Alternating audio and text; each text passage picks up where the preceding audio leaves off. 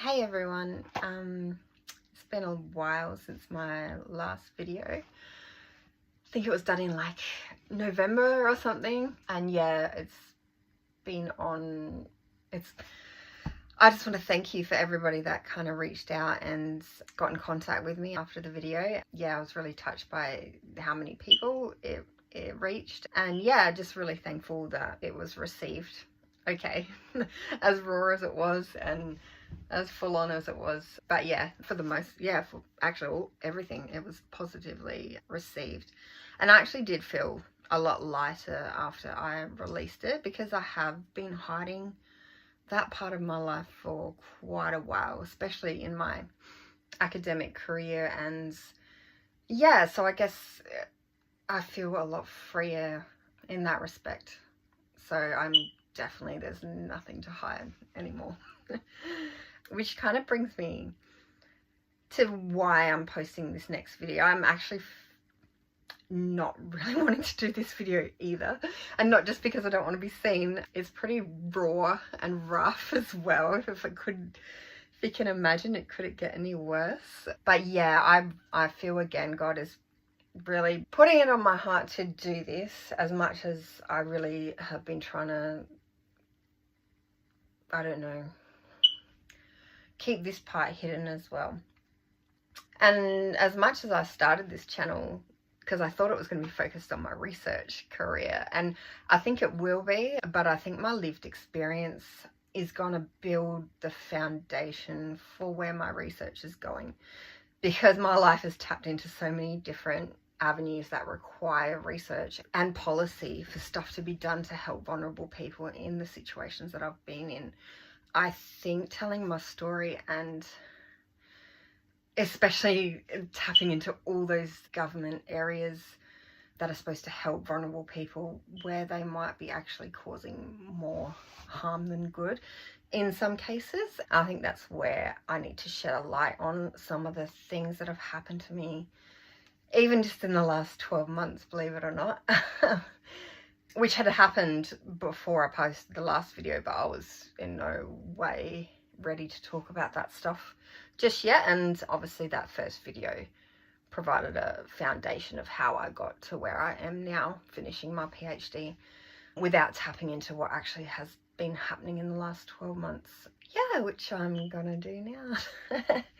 So again, yeah, I just think this is relevant to the research that I am doing and will do in the future, and also in my Christian walk as well. In Luke 8:17, for nothing is secret that will not be revealed, nor anything hidden that will not be known and come to light. So there is biblical backing for what I'm doing now to my Christian audience. Because yeah, what I'm about to say is not pleasant at all. But yeah, we shine light on the darkness, and yeah.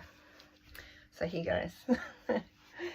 So as you all know, my past in 2022 was when I admitted myself to a community mental health centre. And then obviously I've had a huge recovery since then, and I finished my PhD and graduated in 2025. So that was awesome. It was awesome, and it was pretty heartbreaking at the same time, because I had other stuff going on at the time. So I don't even know where to start. I don't know, give you a bit of context, I was house sitting for a few months while I started my digital health fellowship at Flinders, which I was really fortunate to get. It was my first contract I hadn't even finished my PhD yet, so that's how lucky I was to get that. And that went for a bit over 12 months, but that was really eye-opening, because I got to work on the other side of community mental health and looking at, I can't go into it too much because that research is still going, but it was really interesting to be on the other side of how those community mental health centres are run, and by the professionals in the background and the researchers behind what makes those places run, and identifying what needs to be done to improve those places. And so I actually did meet one of the high-end kind of psychiatrist managers of the community mental health centre that I was admitted to, Glenside. So just, if that's not God, I don't know what is. But that was a huge thing for me. I was just like, oh my gosh, 2 years ago, because it was 24, 2 years ago, I was actually admitted into one of those centres, and now 2 years after, I'm in part of the research team working on improving those community mental health centres and the research that's been done to help people in those situations. So that was pretty mind-blowing. But anyways, then I got off track. I was house sitting while I was in that fellowship, and that ended quite abruptly, unfortunately. It was just me and Harper there. We finally got to move out of my mum's house because obviously I was separated from my ex, and we moved quite abruptly into my mum's, and this housing opportunity came up through a friend. And yeah, well, living there was quite good, felt quite stable, which was good. But then we got a message one day saying that we couldn't stay there anymore because they wanted to move back in. So that was really heartbreaking because we got quite settled there. And I was doing my fellowship, and again, I'm having to move. Like, this is, I don't know, 44th time I've moved in my life.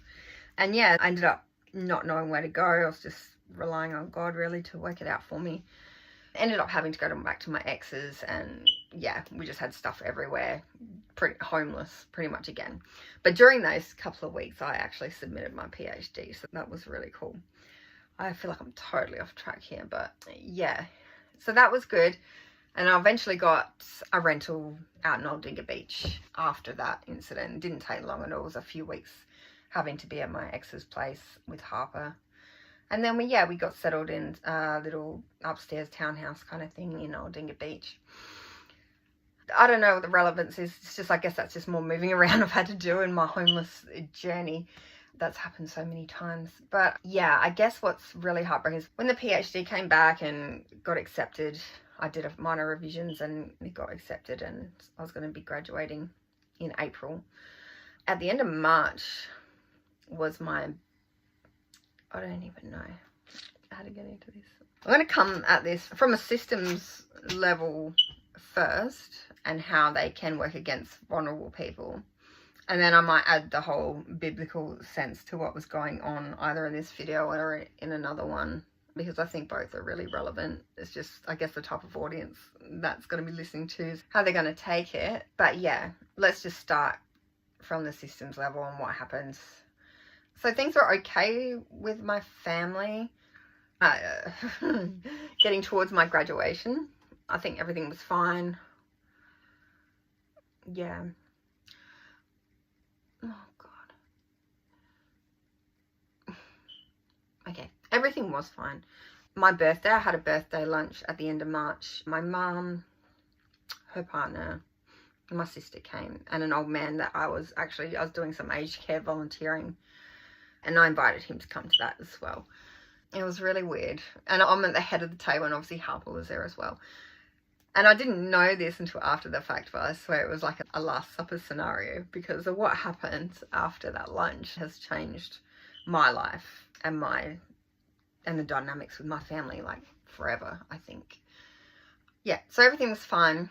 My parents were drinking. Me and my sister don't drink, so we went drinking over 3 years now without a drink, which is really awesome. But yeah, so my parents were drinking, but not too much. That wasn't unusual. So they were just having a champagne or something to celebrate, and that wasn't unusual. So that didn't really cause me any alarm. And it was fine. I wasn't feeling that great, to be honest, but that had nothing to do with anything. But when the lunch wrapped up, I needed to take Nick home. And he was in Glenelg, and I lived in Old Dinga Beach, and my parents are halfway in Ranella. So Mum offered to take Harper back to her place, and I didn't have a problem with this at all. Like, never bothered me before, never was an issue. She just helped me out heaps with Harper while I was finishing my PhD, all that kind of stuff. So I was like, yeah, sure, that would actually be helpful, save her going the big trip, and I could take my volunteer client home. So I did that. And I took the scenic route for some reason. It did take a while, so I drove all the way to Glenelg from where we were having lunch in South. And yeah, I came back, but I did take a bit of a scenic drive back for some reason, so I did take my time. And when I got back, I was quite tired, and I think I even had a nap there. And that was fine. And then I took Harper home. And oh, God. Anyway, that night, I don't know, I can't remember what time it was, like 5:30 or something. me and Harper, I was getting ready to wind down and get her to bed eventually. Yeah, and we were just in the bedroom and we were just, I don't know, hanging out, whatever, and she said something really strange, something she'd never said before. She's 3, and I was just like, what? Yeah, it was really inappropriate. It was something she's never said before. Yeah, I'd never heard her say anything like that. And I did the whole how, what, when, where questions to get more information out of her, just trying to make sure that I wasn't going to be putting any more details in her brain to repeat to me. Yeah, and the more information that came out, the more concerning it was to me, and it was involved my parents, because she said Nanny Poppy along with what she was saying, which I'm not going to repeat obviously here. As any parent would do if they've heard concerning words come out of their children's mouths. Well, I thought it was quite normal was to ring my mum and ask her, did anything happen while I was gone? Harper said these things, can you explain? So when I rang, my stepdad answered, and I just immediately froze for some reason, and I just hung up, because me and him aren't that close. He's been around since I was 17, and I don't know, he has helped me throughout my life, but we've never been close. There's always just been this, and I'm the problem child, and yeah, so that was my first reaction, just to hang up. And then they called back straight away, and they were drunk, they were drinking, they admitted that too. But when I started to tell Mum about what had just happened, she got really defensive, just blatantly just denied that she even said those things. I don't even know how she can do that because she wasn't there. But yeah, her reaction was really concerning to me. It really put me off. And I said, look, I'm not talking about this anymore, where you've been drinking and the way that you're just rejecting everything I'm saying. So let's talk about it another time. And I ended up having to hang up because she was just not having it. She rang back and I didn't answer because I just didn't want to speak to her like that. And then she sent me a message threatening me that if I didn't pick up, that she would be coming to my place right then and there to take Harper away from me. And I was just like, what? Where did that come from? What the hell? And I can't even remember. I could possibly go through my phone and find out if I did reply, but I can't even remember right now. I wasn't really prepared to go into the details of this. But anyway, yeah, so we went to bed. I think I messaged and said, look, we'll talk about this tomorrow when you haven't been drinking. I think that's how we left it, or in messages or whatever. Yeah, so the next day came and I wasn't willing just to reach out and talk about it at that point. I just was so sure that she would ring me, but she didn't. And I just assumed maybe because she wasn't feeling well, but it was a weekend, so I was like, I'm sure I'm going to hear from her eventually. But then Sunday came and went as well. And then Monday came and I have to go to work on Monday, and I dropped Harper off to her daycare where she was going. And yeah, I wasn't comfortable, and Mum used to pick her up from daycare so I could work longer, and I just wasn't comfortable with this unsettled. It hadn't been resolved. It's like there was no communication at all for 2 days after the event. So I was like, okay, I'm just going to send her a message, say, look, don't bother. I talked to my boss. I arranged that I would be leaving work early just so I can pick up Harper until it was resolved. So I let Mum know. I sent her a message. I think she sent one back, I'm really hurt and all that kind of stuff. And I just thought, yeah, I'm just not comfortable until we've got this sorted. I don't know how we're going to sort it out, but the way that you reacted, definitely in my head, that wasn't sorted. Yeah, and then days went past. I'm not sure if it was about a week. I think that we organised to meet at a park so we could talk it out. Yeah. And I thought, okay, I don't know. I thought maybe we could sort something out. Another thing I have mentioned, I did actually drive to Christie's Beach police station because I honestly didn't know what to do. I was just so shocked about what she said and what could have happened, what could have it meant. I did want professional advice, but then I was sitting in the car park And I was freaking out. I'm like, hang on, how's it going to sound? I've got no proof whatsoever. I have got a background, like, in mental health, of all that kind of stuff. And that was playing on my mind. I'm like, yeah, I don't know if this is a good idea. Do I want to open this rabbit hole? Yeah, because it was the first time I was like, oh, actually, I don't know where this could lead and how my past could possibly be used against me. So I thought, look, I'm just going to sit on it. I talk to Mum when I get a chance and just see what happens. Yeah, but I was pretty worried and concerned to go that far. And anyway, a week later, we're at the park. I meet Mum. Poppy didn't come. I think it was just Mum. Yeah, and she, I don't know, it didn't go well. So it didn't go well at all. There was a lot of accusations. Like, she just kept going at me like I'm accusing her of something. And I said, no, I told you what my daughter said. I was concerned. I was asking you questions, and as any parent would. Yeah, and she just kept getting so upset with me and so defensive. And how could you think that? How could you think that? And yeah, so it didn't go for it. I said, we're not getting anywhere. I didn't want Harper to see us like that either. So I just said, look, let's just let some time go past. But she didn't want that. She was like, no, we're sorting this out now. She was very adamant. But I said, no. I said, oh, I need some time. I don't know the solution. I don't know what to do here.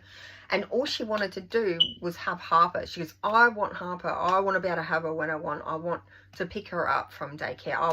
I've been doing it. I want to keep doing it. She needs to stay with me. And I was like, not until we sort this out. I said, you just give me some breathing space. Something's happened. I need to work it out where it came from. I wanted to talk to her daycare. I wanted to see where possibly this could have happened. And I just asked my mum to respect my decision until I could sort it out. Yeah. Anyway, she did appear to leave me alone for a little while. I had to tell the daycare and everything because I was worried that Mum was going to come pick her up while I wasn't there, while I was at work. So I told my friends who ran the daycare service, I'm like, yeah, I don't think she'll come, but yeah, I just wanted to let you know this has happened. And they really understood, and they really couldn't understand. They said kids say funny things sometimes, but that was pretty detailed. And I said, yeah. I said, I know that. And they understood. They said, yeah, if that happened to me, I'd do the same thing. And I'm like, yeah, I don't think I'm being unreasonable. Anyway, so that's the gist of how this started. So a few weeks went by. I think it didn't take long at all, to be honest. And I think what broke the straw that broke the camel's back is what they say. I don't know, Harper was doing okay, and then a couple of weeks later, I can't remember the exact times, I've got it all. But because I started to talk to Mum again, I actually brought Harper to her house just for a visit. They said, I don't know what it was. Was it Mother's Day or I don't know.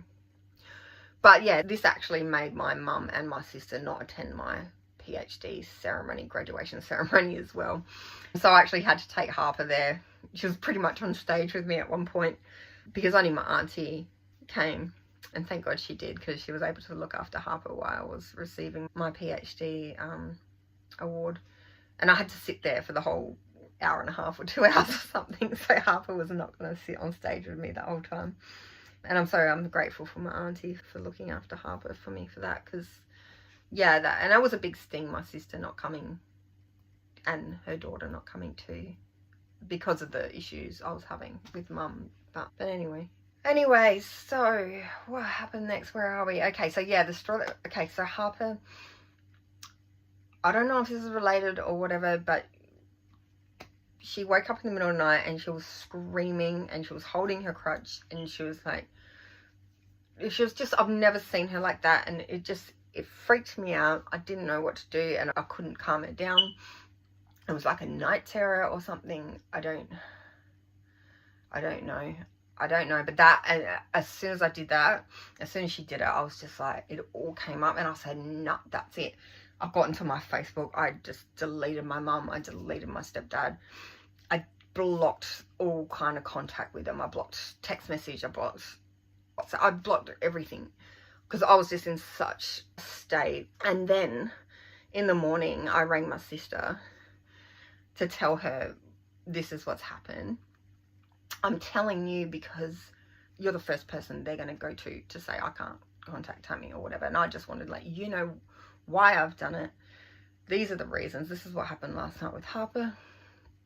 So I just wanted to let you know.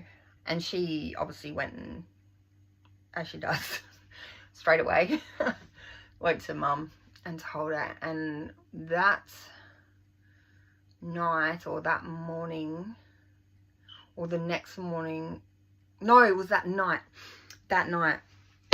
guess who called me? Community Mental Health. They rang, like it was late, it was like 7:30 or something, and me and Harper go to bed pretty early. And I probably, I think I did hear it or saw it, and I didn't know what the number was, but they left a message, and I was just like, I'm not doing that. And I think I woke up early the next morning, like 5 o'clock, and I listened to the voicemail then, and I was just like, what the hell? And it was Community Mental Health ringing because my mum was trying to have me committed. And I was just like, wow, this is unbelievable. Like, I've never been more well in my life. I just submitted my PhD. I graduated. Everything was fine. There was nothing. And, you know, I was doing better than I ever have. And just keep this in mind, the difference between this time and the time in 2022 when I was really unwell and I did need help. My mum, I was really worried about my daughter being taken away from me back then. And that was really playing on my mind to go get help from the Community Mental Health Centre. But my mum she goes, nobody's going to take your kid away from you. Nobody's going to take Harper. She assured me. And that's when I was really needing help back then. But this time around, when I was well, I was doing well. And I had legitimate concerns and just wanted to talk about it and just needed some space. But she just was like, no, I need Harper. I want her at my place. And I even offered her, I said, I'll gladly be with you and her with me. Like, I just don't want her with you alone until I feel comfortable. Like, why can't I be there? And she just wouldn't have it. Like, that's really important too, because that raised a real red flag. I'm like, why can't I be there? I'm your daughter. What is so wrong about me being there as well? So I think that was a huge red flag for me and made me even more concerned that I don't want my daughter there. If I can't be there, why do you need Harper alone? Like, what is that? Anyway, so going back, and so it took her,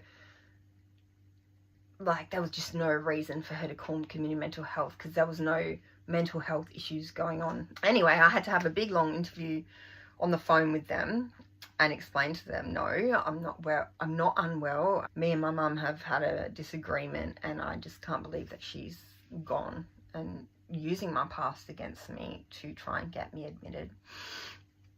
And I thought that conversation went well. It was fine. And they said, okay, all right, we get it. We'll leave you alone.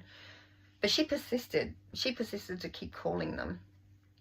So over that week, maybe 2 weeks, I got another call, a check-in, just to see how everything was going. I'm like, I'm fine. This is actually really ridiculous. I was getting offended. I was getting offended. I am a PhD researcher working in a digital health lab in medicine and public health, working on community mental health centres, and I've got community mental health ringing me to check on me, checking on my mental well-being, it was such a weird feeling, and I was offended. And anyway, eventually Mum just would not stop, so she wouldn't let them close the case or anything like that. So I actually had to have a huge, big 2-hour induction. They said, and I'd say, do I have a choice about being inducted into this program? She goes, no, not really. You have a child, blah, blah, blah, and the information your mum is saying is quite concerning. And I'm like, okay.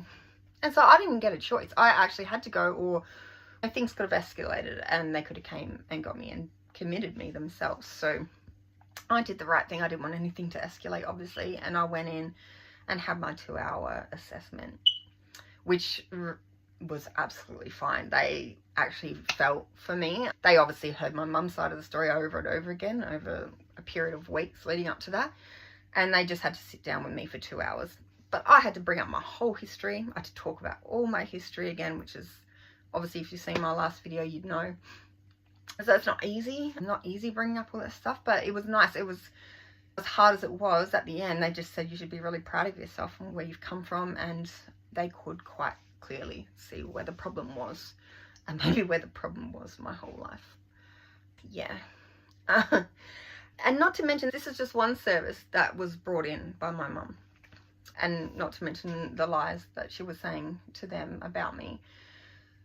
But she called Department of Child Protection, DCP. So obviously from my last video, you know that I have been involved with DCP before, because my ex's ex-wife lost her kids to DCP and we had the kids full time. So I have had interviews with DCP about that. So I've had interactions with DCP, and I hated it.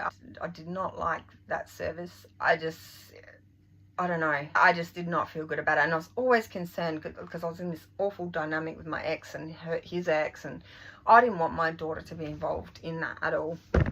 And and when I did seek help back then, I was concerned that DCP was going to get involved. But my mum assured me that nobody was going to be taking my child. This time around, yeah, she called DCP and she got a case open.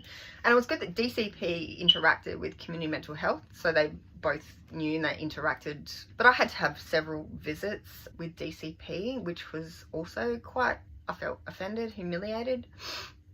I felt like I was being checked up on.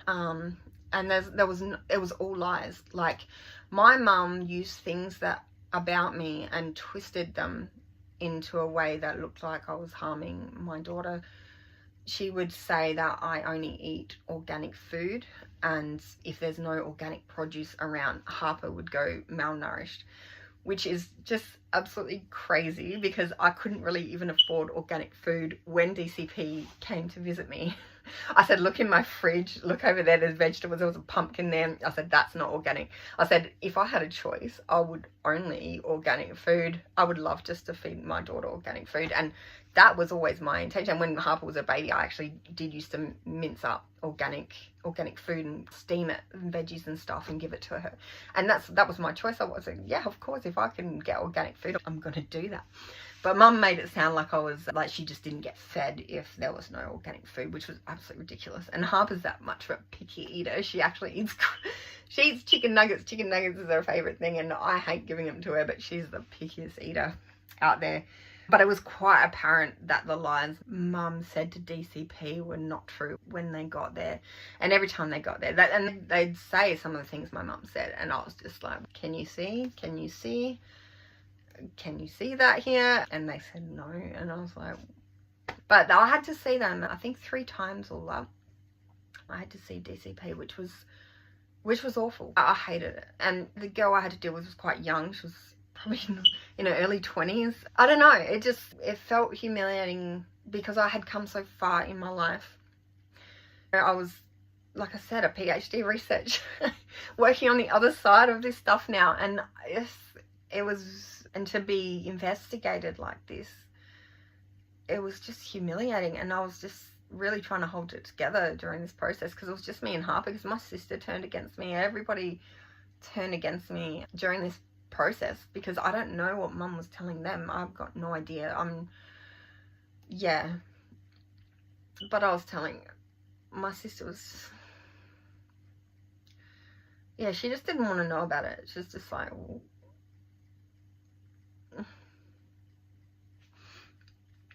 I don't know. Anyway, DCP, anyway, the case got closed, and I think it was a community mental health, a 2-hour interview. There's 2 ladies, and they actually, yeah, they communicated with DCP, and they were like, yep, all right, let's get the case closed. Anyway, during this time, my contract was finishing up with Digital Health at Flinders, and yeah, I don't even know how to get to, I felt God was telling me to get out, to move. My lease was coming up, I want to talk about this in more detail in another video, that whole process, but I did find a place in Queensland that was a lot cheaper than what I was paying, because obviously everyone knows the rents are just ridiculous at the moment. And even with a good paying job, like, it was hard as a single mum to live like that. And rents have gone up at least 25% since then. Yeah, so we found a place in Gold Coast where I used to live, like where I am now. That was like $300 a week, and it was just like a whole level, self-contained kitchen, all that kind of stuff. And it was with a chick that I used to work with back in my gym days up on the Gold Coast, and it was perfect. It was actually just a perfect place. And yeah, I got away. It was the only option. The rental market was ridiculous, and this was $100 less than what I was paying in Aldinga Beach. So it just, everything fit into place. Anyway, and all that stuff was going on. I was not communicating with my mum anymore at that point, after she was trying to have me committed and have Harper taken away from me. Nor with my sister either. What was surprising though, I was still in contact with my older brother. I told my sister I was moving to Queensland. I said I'd like to tell mum myself, so if you could just keep it between yourself, I'll get it to her eventually. I just wanted to leave without her knowing, because I didn't know what she was capable of at that point. I just was like, I want to get out before she even finds that I'm gone. Yeah. But my sister, she couldn't keep her mouth shut. She told my brother, my older brother, and that was fine. Yeah. And I don't know, he seemed fine. He was just like, happy travels. He sent me a text message. I'm like, oh, Tony, I haven't even told him yet. But anyway, yeah. But the thing was, when I got to Queensland, like he actually sent me a text message saying happy travels. I was like, okay, I'll just take that. I said, thanks, bro. Yeah. But when I got to Queensland, the funny thing is, I think I'd only been here for a week, not even. I get a phone call from DCP, my caseworker, and she's like, I'm really sorry, Tammy, but we've had another complaint from someone else about Harper, and it was so full of lies. It said I'd taken her to a commune where there's no people, and it was so bizarre what was said. And I was like, oh my gosh, that is so ridiculous. I said, look, and I told her the truth. I said, I'm living with a friend. I'm paying $100 less a week. Yeah, it just felt like a good fit. I can work remotely. I'm still connected to Flinders University. I don't know. I had to explain myself like a child why I moved.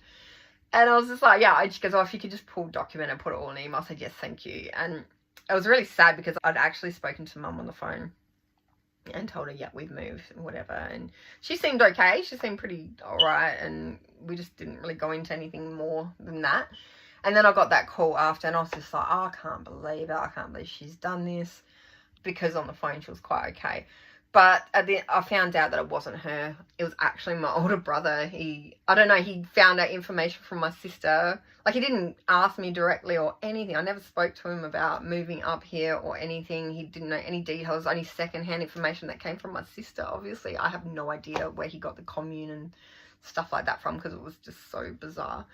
But yeah, he actually, because obviously I told my mum, I was like, that's it, I don't want to hear from you ever again. She obviously went and spoke to the family about that, and Danny, my old brother, he messaged and said, yeah, I'm not apologising, but basically this big long text saying why he did it, because of my old life that I used to live up here, and the depraved lifestyle that I led up here, like over 13 years ago.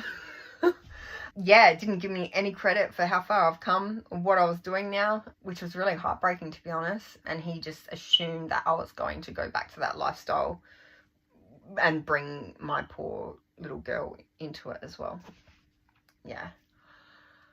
And yeah, and he said, I'm not apologising for what I did. And he said, yep, it was me, blah, blah, blah. So I was like, okay. I just sent him a Bible verse too. Yeah, which I'll probably share another time. But it was one of these Joseph ones for the Christians out there. Said, oh, I can't remember it. For what you used for evil against me, God used for good. And I believe God's going to do that. He's going to turn it around. Because my story is so much like Joseph's, it's not even funny. So I really resonate with that part of the Bible. Yeah, so anyway, yeah, that's just an example of how, and some of the research I was involved with at Flinders during my fellowship, there were, that kind of stuff came out in that research without going too much into it because I'm not in that anymore. But that, and there was big concerns about, about family involvement, and if they didn't have the best interests. Autonomy, that's the word I was looking for. Autonomy, but also, yeah, and what if the scenario is that your family does not have your best interests at heart, or a partner? What if you're involved in domestic violence and you go to seek help, and what if your partner's actually lying behind your back to the professionals? What do you do in those situations? The professionals, they don't get the full picture, and because you're the one seeking help and they're getting fed lies from the outside, how can that be managed? So yeah, I'm so glad that area of research is, like, there's a light on that area. It's called lived experience. It's called having the consumer or the patients involved in research, because we really need to be talking to the people involved in these situations and not just relying on outsiders and just thinking, oh, the sick person is sick, so don't listen to them, don't worry about what they are experiencing. Because another thing, why is that person sick? Maybe you need to look at that. But yeah, that is the sum of it. I didn't want to do this. I didn't want to do this again, but I know it's just been playing on me. I've kept it hidden for over 12 months now. My birthday just passed at the end of March, so that was nice. A little anniversary for all this stuff where I lost my family. I don't have any family members anymore. So I've moved to Queensland with Harper, and I'm dead set. I'm breaking the cycle of addiction, alcoholism, in my family, violence. I've experienced it all, and it has been in my family for generations. So I'm breaking it, and I am not going to have Harper live a life anywhere near close to what I have lived.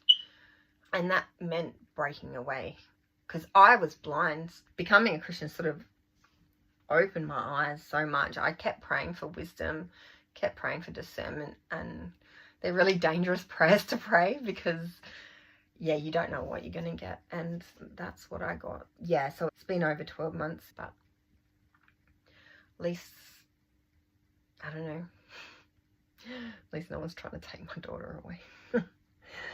I don't know how to finish this off. I don't feel good about this video at all, but I know I've been reading scripture. It says, for nothing in secret that will not be revealed, nor nothing hidden that will not be known and come to light. Put light on the darkness, yeah. In Mark 13:13, and you'll be hated by all for my name's sake, but he who endures to the end shall be saved.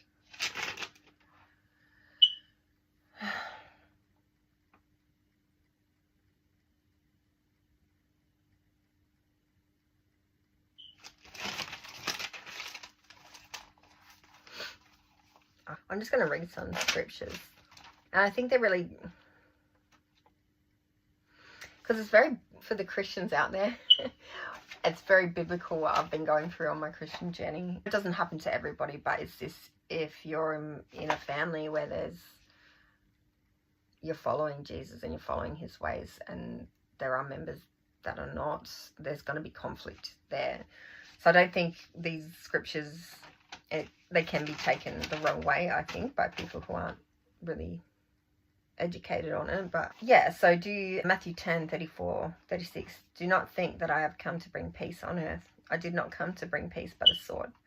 For I have come to set a man against his father, a daughter against her mother, and a daughter-in-law against her mother-in-law. And a man's enemies will be those of his own household. And you can also get that in Luke 12:51-53 and Micah 7:6. Yeah, Mark 13:13. But then the good news, Mark 10:29-30. So Jesus answered and said, assuredly I say to you, there is no one who has left house or brothers or sisters or father or mother or wife or children or lands for my sake and the gospel's, who shall not receive 100-fold now in this time houses and brothers and sisters and mothers and children and lands with persecutions, and in the age to come eternal life. And Luke 18:29-30. So he said to them, assuredly I say to you, there is no one who has left house or parents or brothers or wife or children for the sake of the kingdom of God, who shall not receive many times more in this present time and in the age to come eternal life. Yeah, there you have it. I hope to come back and my next video has a lot more joy and a lot more positivity. I think all the negative stuff has gone. I will, when I do report my research in those areas, domestic violence, community mental health, illness, depression, anxiety, all that kind of stuff, autism, ADHD, when my research progresses, I will be reporting on it when things come to light and how we can make people that are experiencing these issues lives a lot more easier, a lot more accessible, a lot more, like even domestic violence, that's just come a huge way over the last few years, and a light has been shone upon it. People are coming out, people are telling their stories, and that is the way we combat these issues. I swear that is the only reason I'm still alive today, is because I did not keep what was happening to me a secret. I told people, I said, if I'm gonna die, I want people to know who did this to me. And that is I swear that is the only reason I'm still here. And I've heard other survivors of domestic violence say the same thing. Light being shone on the darkness is the only way we're going to combat these issues. And obviously there is a lot of darkness in these systems and places and that are there to help the vulnerable, but can be used against them as well. So thank you for listening if you're still here, and yeah, I hope to see you again soon.